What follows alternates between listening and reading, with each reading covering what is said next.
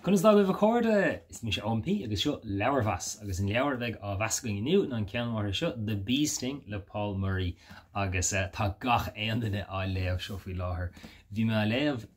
in nún léire an tachna se caite á chríochnú agus bhí me léamh ag na fulcadáin sin in aice le Teddies áit míon uachtaráide bracha agus bhí níorfach beidir deithnar ag siar na céimeanna mór an agus bhí tróir duna daine an nach chu menachna ghuirtha ag léamh an seo. Ra sé ábhrí granir agus sin chuisteach an gafé dúirt ní ag sin agus dúirt freistalí sa café lom. Ó tá mé trééis tróir eile eisce dú stigan seo hena fé nuú ag léimh leabhar sin agus níorhí ní hégur bhí an daine eile mar bhí dreim sin fós ag léamh leabhar mar sin tá tóir mhór ar an leabhar seo agus tá glóirí iontacha sa leabhar agus tá roinnt í nachil chomá sin. Agus animníoch é ar liste ar ghearliste an Booker Prize agus níor bhuaigh sé Prophet Song leis an bhall eile bhuaigh. Ach Paul Murray léas Skippy Dies leis beidir deimlí an hin nó tuile agus hainte sin go mórlam agus an leabhar seo leabhar mór trauma se é níor hainte seo lum bailach comór céanna agus tá scéal anna ada mar leabhar agus sin an fáis tá gur daine á léamh fáidir sin mar canú an iirtin ama á léamh ach meallan an scéal isteachú bhreas go méidir nach raibh críoch an scéal sáúil sin go háir tar 650 lehanach a léamh uaireanta tastí níos mó ná thugann sé lit wet. Tá sé granúir, tá sé simú, tá sé lonathe tá an iritin charachtar an, beidir go le numracha charachtar an agus cinná tain sé chun fadálachta in áitina. Ach beagam blurba a léamh. Tá fear seo ghfuil go nólach díalta córna ag dici agus tá an gná sin na strachelt. Agus tá sé nágad is bunker mó sa chuil sin sin tá bhancéile i melde tá sí géirí éilú ó thuúil Big Mike agus sin aninínacha siúd tá si sin annach chóirú lena chéile nó an bhfuil agus Mac PJ agus tá dúláin éagsúla acu sin ach ní sé an sul ar céin uair atá sé seo lonathe bain sin leis an gléise achnamíochas dócha ach tá cúpla rud go méidir a chur ábharní mearlar nílas a go an bhfuil tugann se le fis tá díaltóir cóir na sethe agus téan an gná sin ar go mór mar sin saolíonn tú gur gabhís hocht gabhís níotán ru ag mar sin agus sin rudí áirithe eile an agus tugann se le fis gur hála sé níos déanaí do roiint na tagartí cultúrtha tá siad anna uair beidir gur mis bháin a bhreis sin mar sin níor méid céfa go cinnte céin uair atá sé lonathe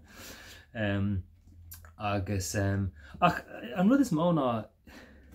tá lán aise tá lán green an ach tá lán dacrachtaí agus dúláán ag de charachtar agus tain siad tholíonn rudí uafásacha dus na charachtar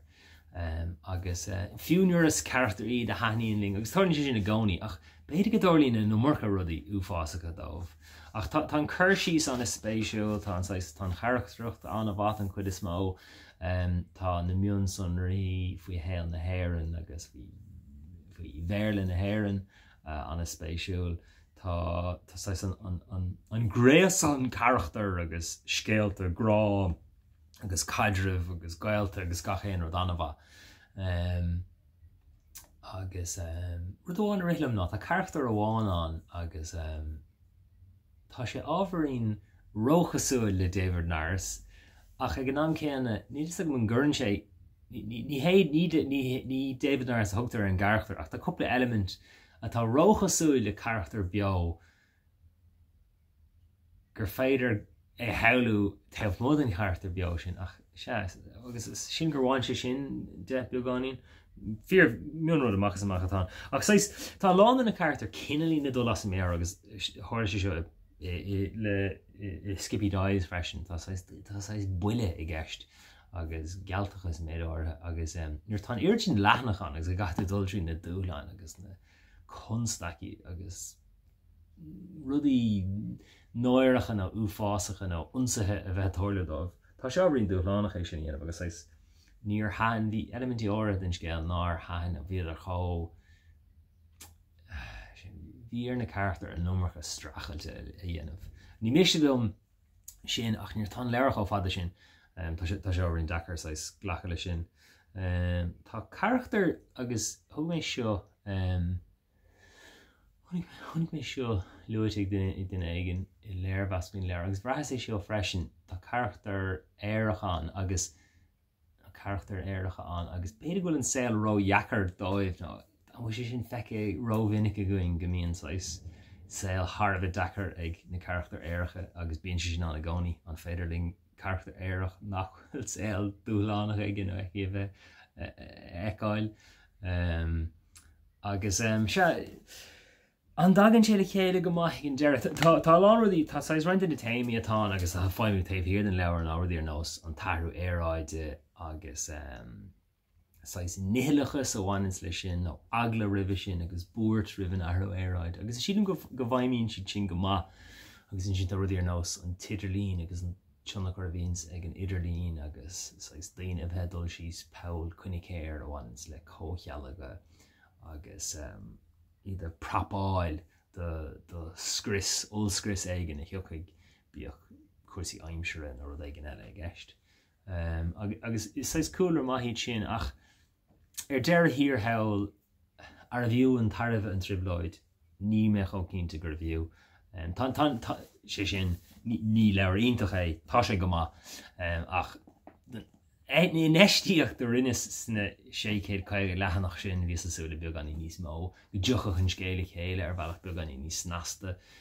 go bhífií roint duna snáithe sin de chéile ar bhealach níos sásúla ag an deire rud nar tharla bhreathas chomór is a bhí asúil ach bratáinehach ligann sé dul ar stré le charachtar éagsúla agus se pictúr spéisiúil de éan na líne sin cé go minidir nach sé chósúil ar cén lín atá gceist.